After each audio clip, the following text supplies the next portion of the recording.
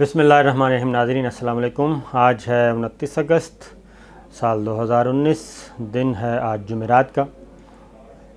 کل بھی ہم نے آپ کو ایک خبر دی تھی اور خبر یہ تھی کہ دوبارہ سے پلی بارگین اور ڈیل کی جو باتیں ہیں وہ شروع ہو چکی ہیں، اور اس پہ ظاہر ہے مسلم لیگ نواز کا اپنا پوائنٹ آف ویو، ان کے کارکن ہیں، ان کا جذباتی تعلق ہے اپنے لیڈرز کے ساتھ، اپنے قائدین کے ساتھ، وہ ہونا چاہیے، فطری سا عمل ہے۔ اور جو کچھ ان کو ان کے پارٹی لیڈرز فیڈ کرتے ہیں یا بتاتے ہیں، ظاہر ہے وہ اسی طریقے سے اس پہ یقین رکھتے ہیں۔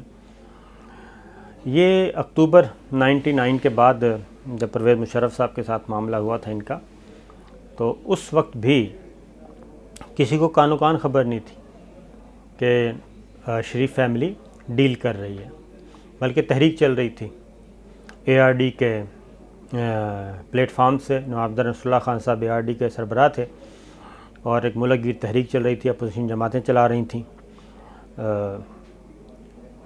تحریک بحالی جمہوریت اے آر ڈی کا نام دیا گیا تھا۔ تو بیگم کلثوم نواز صاحبہ مرحومہ وہ ہوتی تھیں، مسلم لیگ نواز کی نمائندگی کرتی تھیں، راجہ ظفر الحق صاحب ہوتے تھے، یہ سارے اس میں ہوتے تھے۔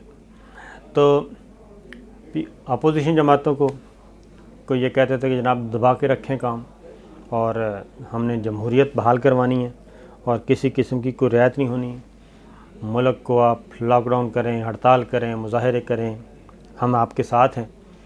لیکن خاموشی سے، بڑی خاموشی سے بیگم کلثوم نواز صاحبہ معاملات طے کر رہی تھیں اس وقت کی گورنمنٹ کے ساتھ۔ اور ایک دن پہلے اے آر ڈی کا اجلاس ہوتا ہے، اور اس میں بیگم صاحبہ اس میں شریک ہوتی ہیں، شیڈول ترتیب دیا جاتا ہے احتجاج کا، اور اسی رات پتہ چلتا ہے کہ پوری کی پوری شریف فیملی، یعنی کہ جس وقت بیگم کلثوم نواز صاحبہ اے آر ڈی کے اجلاس میں بیٹھے تھی، اس وقت جاتی عمرہ میں سامان پیک ہو رہا تھا جانے کے لیے، رخت سفر باندھا جا رہا تھا۔ تو ایک دن بعد وہی ہوا، راتوں رات نکل گئے سارے، اور سرور پیلس جدہ میں ان کا قیام تھا، اور 10 سال کا ایگریمنٹ، یہ سب کچھ کر کے چلے گئے۔ لیکن کارکنوں کو تو بہت دور کی بات ہے، اپنے جو قریب ترین جو رہنما تھے ان کو بھی کچھ نہیں بتایا تھا کہ یہ سب ہو کیا رہا ہے، اور انہوں نے پیچھے مڑ کے نہیں دیکھا، سب کے سب لیا جہاز سعودی عرب سے اور وہاں پہ پہنچ گئے، اور وہاں پہ قیام کیا۔ اس کے بعد آپ کو پتہ ہے پھر یہ واپس آئے کہ ہمارا کوئی معاہدہ نہیں ہے۔ پھر سعودی پرنس، انٹیلیجنس چیف شہزادہ مکرن اور سعد حریری آئے، جو کہ گارنٹرز تھے، وہ آئے، اور وہ دوبارہ واپس لے کے گئے، اور انہوں نے وہ ایگریمنٹ بھی وزیر اعظم ہاؤس میں دکھایا کہ جناب یہ ایگریمنٹ ہے، ہم گارنٹرز ہیں، 10 سال کا ایگریمنٹ تھا، یہ ہوا تھا۔ اب بھی یہ کسی کو نہیں بتائیں گے کہ ان کی بات چیت چل رہی ہے، پلی بارگین ہو رہی ہے، ڈیل ہو رہی ہے، شرائط طے کی جا رہی ہیں، یہ بالکل نہیں بتائیں گے۔ اور مسلم لیگ نون کے ورکر، ان کے جو میڈیا سیل کے لوگ ہیں، ان سے بھی کوئی گلہ نہیں ہے، وہ جو بھی برا بھلا کہتے رہیں، کوئی مسئلہ نہیں ہے، کیونکہ ان کا جذباتی تعلق ہے اپنی لیڈرشپ کے ساتھ۔ ہمارا کام ہے صحافت کرنا، ہم وہ کر رہے ہیں۔ تو بات چیت ہو رہی ہے، نواز شریف صاحب براہ راست، کچھ شرائط ہیں ان کی، اور وہ شرائط انہوں نے رکھی ہیں۔ پرسوں رات ڈیٹیل ڈسکشن ہوئی ہے، براہ راست وہ معاملات کو دیکھ رہے ہیں، کیونکہ اپنی بیٹی کے حوالے سے تھا کہ وہ جذباتی ہیں، اور ظاہر ہے اس میں کوئی شک نہیں، وہ نوجوان ہیں نواز شریف صاحب کی نسبت، تو اس لیے اب نواز شریف صاحب خود کر رہے ہیں، اور اس میں کچھ لوگ بھی ہیں، گارنٹرز بھی ہیں، اگین میں کہوں گا۔ تو یہ کب چیزیں فائنل ہوتی ہیں، حتمی شکل کب اختیار کرتی ہے، اور کتنے میں طے ہوتی ہیں۔ اب میں ایک اور بات آپ کو بتا دوں، شرائط کچھ اور ہیں، 2-4 نوعیت کی۔ پیسوں کا مسئلہ نہیں ہے، پیسے ان کے پاس بہت ہیں، پیسے یہ دے سکتے ہیں۔ اور پیسے بھی دیں گے، بلینز میں دیں گے اور ڈالرز میں دیں گے. اس لیے اس معاملے میں تو ذہن میں رکھنا چاہیے. اور آپ نے دیکھا ہوگا کہ اس وقت بالکل خاموشی ہے، مسلم لیگ نواز کے لوگ خاموش ہیں اور ٹھہراؤ آیا ہوا ہے. شہباز شریف صاحب کی طرف سے کوئی اسٹیٹمنٹ نہیں آ رہا، خاموشی، کیونکہ وہ بھی اس کا حصہ ہیں. اگر نواز شریف صاحب کی ڈیل ہو جاتی ہے، نواز شریف فیملی کی، تو پھر اگلی ڈیل ہوگی شہباز شریف فیملی کی، وہ پھر ان کے ساتھ بھی معاملات ہوں گے. ایک چیز. دوسری بات، اور آنے والے کچھ عرصے میں پتہ چل جائے گا کہ معاملات کس طرف جا رہے ہیں اور ہماری خبر کس حد تک درست ہے، تو اس کا انتظار کرنا چاہیے. شرائط ہیں لیکن وہ کچھ اور نوعیت کی ہیں، یہ میں آپ کو بتا رہا ہوں. اس پہ معاملات اٹکے ہوئے ہیں. پیسوں کا ایشو نہیں ہے، اگین میں آپ کو بتا رہا ہوں، پیسوں کا ایشو نہیں ہے. پلی بارگین ہوگی، پیسے دیے جائیں گے، لیکن اب کچھ اور نوعیت کی شرائط ہیں. میاں صاحب ہیں، سمجھدار آدمی ہیں، پرانے کھلاڑی ہیں، اور ان کو پتہ ہے کہ اپنے لیے جگہ کیسی بنانی ہے. یہ چیز. اب دوسری طرف زرداری صاحب کا بھی میں آپ کو بتا دوں کہ ہم زرداری صاحب کے ساتھ کم و بیش زرداری صاحب کے معاملات طے ہیں، لیکن درمیان میں یہ جو معاملہ آیا، کشمیر کا ایشو کھڑا ہوا، اور اس دوران کچھ زرداری صاحب اپنی جگہ سے ہٹ گئے تھے، اور جب اپنی جگہ سے ہٹے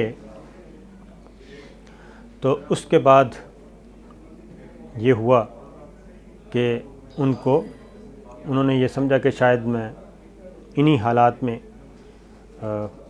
کوئی بات بن جائے گی اور ٹائم گین کروں گا، اور اس ٹائم گین میں تو وہ جب ٹائم گین نہیں ہو سکا اور ان کو اڈیالہ روانہ کر دیا گیا. اور اس کے بعد محترمہ فریال صاحبہ بھی اڈیالہ پہنچ گئیں. تو اب دوبارہ انہوں نے بھی واپس وہ اپنی جگہ پہ چلے گئے ہیں، اور چیزیں فائنل ہو رہی ہیں، اور بالکل ہو رہی ہیں. اسی لیے زرداری صاحب کو نیب حوالات میں رکھا گیا تھا. پورا ایک کوریڈور دیا ہوا تھا، پورے کا پورا، اور ایک پورشن تھا مکمل طور پہ، ہر آسائش، ہر سہولت تھی. تو دوسری جانب کیا ہوا، اب ان کو ظاہر ہے جیل ہوتی ہے، اڈیالہ جیل ہے، بند ہے، اور لیکن تمام تر سہولتیں بھی ہیں، لیکن پھر بھی اب ان کو آج شفٹ کر دیا گیا ہے پیمز ہاسپٹل میں، اور وہاں پہ ایک وارڈ ان کے لیے مختص کر دیا گیا، اور اب وہ کمفرٹیبل زون میں اگین آ گئے ہیں، اور ان کے ساتھ بھی چیزیں فائنل ہوں گی. زرداری صاحب کی ایک بڑی ٹرکی سی شرط ہے، وہ بھی ہم آپ کو انشاءاللہ جیسے ہی چیز میچور ہوگی تو پھر ہم آپ کو بتائیں گے. تو پیسے زرداری صاحب بھی دیں گے، پلی بارگین ہوگی، فریال تالپور صاحبہ بھی دیں گی، جتنے بھی یہ اس وقت پینڈنگ ہیں کیسز، اور جتنے بھی کو ایکیوزڈ ہیں وہ بھی دیں گے، اس میں کوئی شک نہیں ہے. لہٰذا ہم اپنی بات پر، اپنی خبر پر قائم ہیں. اب تھوڑا سا چلتے ہیں انڈیا کی طرف. انڈیا کا پلان تھا، یہ جو سچویشن ڈیولپ ہوئی کشمیر کے بعد، ان کا تھا کہ کوئی سبق سکھایا جائے، پاکستان کو دبایا جائے کہ وہ جو کچھ انڈیا نے کر دیا وہ بس ہضم کر لیا جائے، لیکن پاکستان ہضم نہیں کر رہا. اس کے بعد کچھ ایکٹیویٹی دیکھی گئی بارڈر کے اس پار انڈین سائڈ پہ. لہٰذا ایک تو گزشتہ رات کی تاریکی میں ایک میزائل کا تجربہ کیا گیا ہے، غزنوی، اور 290 کلومیٹر اس کی مار ہے، اور وہ ایک ٹیکٹیکل میزائل ہے، اور اس کا خاصیت یہ ہے کہ وہ غیر روایتی ہتھیاروں کے لیے، غیر روایتی وار ہیڈز ایٹمی مہلک ہتھیار وہ مواد لے جانے کی صلاحیت رکھتا ہے، اور 290 کلومیٹر تک اس کی مار ہے اور بہت پرفیکٹ ہے، اور رات کی تاریکی میں بھی اپنے ہدف کو نشانہ بنا سکتا ہے۔ یہ اس لیے رات کو کامیاب تجربہ کیا، اس نے اپنے ہدف کو صحیح طور پر نشانہ بنایا۔ اب اگر یہ ہم لاہور والی سائڈ پہ، پنجاب والی سائڈ پہ لگاتے ہیں تو ان کا جو پورا پنجاب ہے وہ سارے کا سارا نشانے پہ ہے، اور دہلی بشمول نیو دہلی وہ نشانے پہ ہے، اس کو یہ ٹارگٹ کر سکتا ہے۔ جتنا پاکستان اپنی باؤنڈری کے قریب لگائے گا یہ اتنا ہی انڈیا کے اندر ڈیپتھ میں جا کے اٹیک کرے گا، اور اگر باؤنڈری کے ساتھ لگا ہو تو یہ دلی اس کا ٹارگٹ ہے۔ اس طرف چلے جائیں، اگر کراچی ہم اپنے ساحلی پٹی پہ لگاتے ہیں یا راجستھان والی سائڈ پہ، تو پھر